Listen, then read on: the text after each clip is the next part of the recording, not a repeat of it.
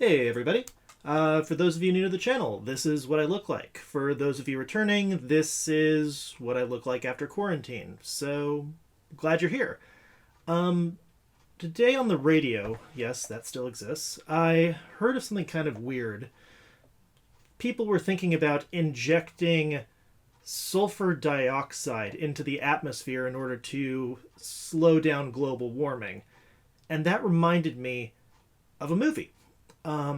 And this movie is actually one that is pretty deep in my heart, and I am probably the only person in the world that likes it. Even the directors have said this is a terrible movie. But let me tell you why.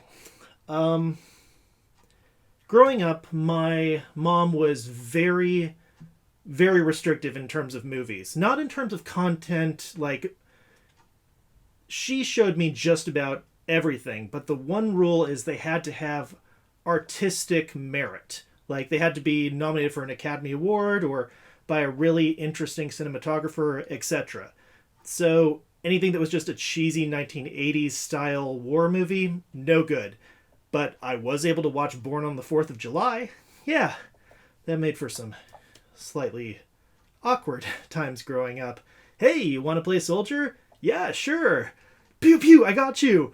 Yeah, would you kill a baby? Penis! Penis! Yeah, I wasn't invited back after that. It was kind of unfortunate. But the one movie that she allowed that was not a artistic Oscar movie or something that had artistic merit was Highlander II, The Quickening.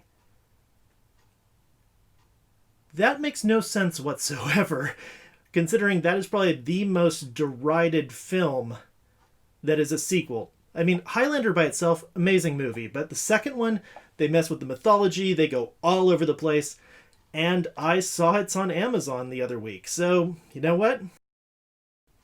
It's in the news, we're going to talk about it. Let's check out Treasures of the Amazon, Highlander II, The Quickening.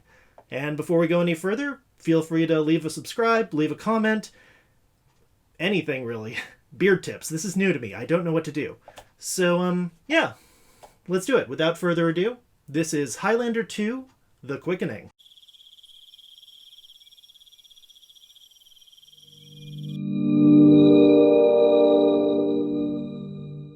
I'd like to preface that prior to this news story, I hadn't watched this movie in about 25 years. And it's a bit different than I remember. This is mainly due to the fact that it's been recut, and the only version currently available is the recut version. According to critics, it does improve the film. However, it's still bad. And I'm not going to be one to try and convince you a movie with a rare 0% Rotten Tomatoes score is a good movie, but there's definitely some entertainment here.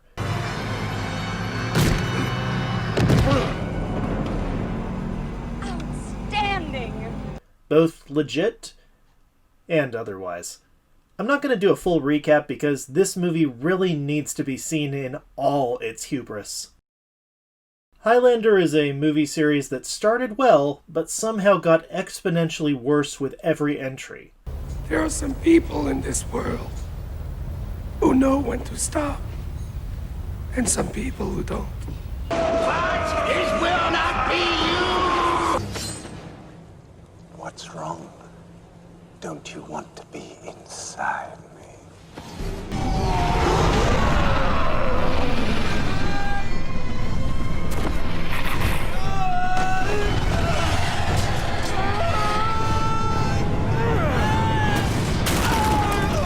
Highlander 1 was a straightforward story about immortal swordsmen competing in a millennia-spanning tournament to determine the ultimate champion via decapitation and win a mysterious prize.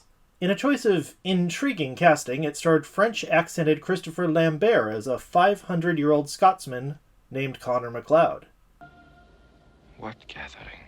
And noted Scotsman Sean Connery as his mentor, an Egyptian named Juan Sanchez Villalobos Ramirez.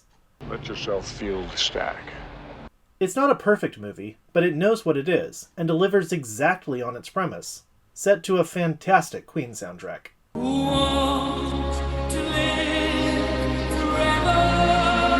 Highlander II went in a different direction.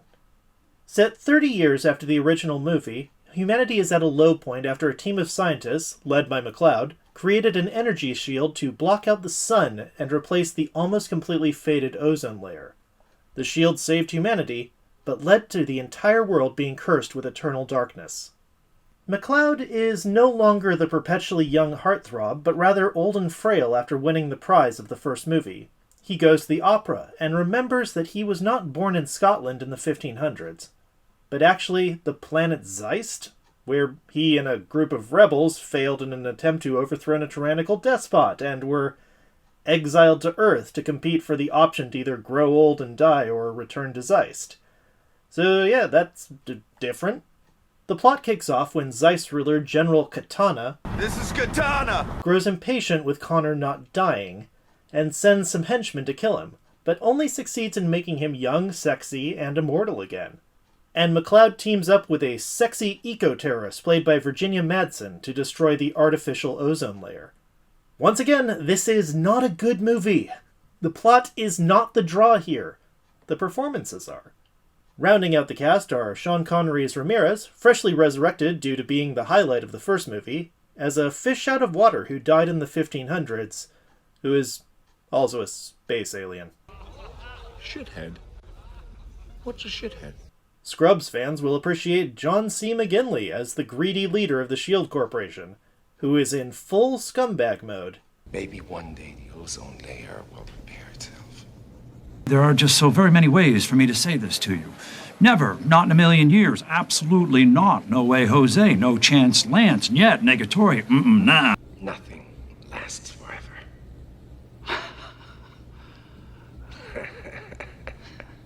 But the true highlight is everyone's favorite abusive stepdad, Michael Ironside, as General Katana.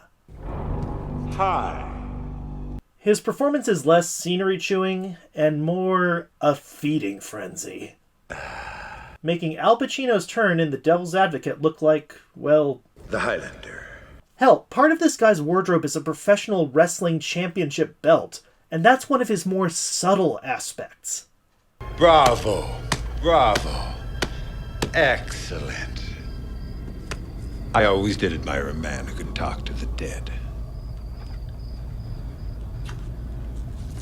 Adding to the fun in a movie about people swinging swords at each other's faces, lead actor Christopher Lambert has severe myopia and can't see without his glasses, or wear contact lenses. Add to the fact that him and Ironside were swinging 20-pound swords and you have a recipe for disaster. That delivers. They actually took pieces out of each other. So, turn off your brain and give this movie a watch.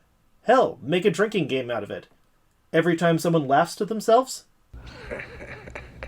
take a sip. If nothing else, this might be good research.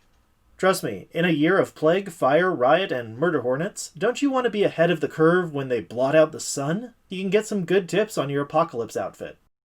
But above all, if you're an overprotective mom trying to raise a child without the corrupting influences of blockbusters, maybe pick a different exception to the rule. It might lead to them making a YouTube channel. Thanks for watching once again, really means a lot. Hit subscribe or leave beard tips in the comments below, and let me know if you found anything interesting, binges or otherwise, on Amazon. Stay safe and happy hunting. Who wants to live forever?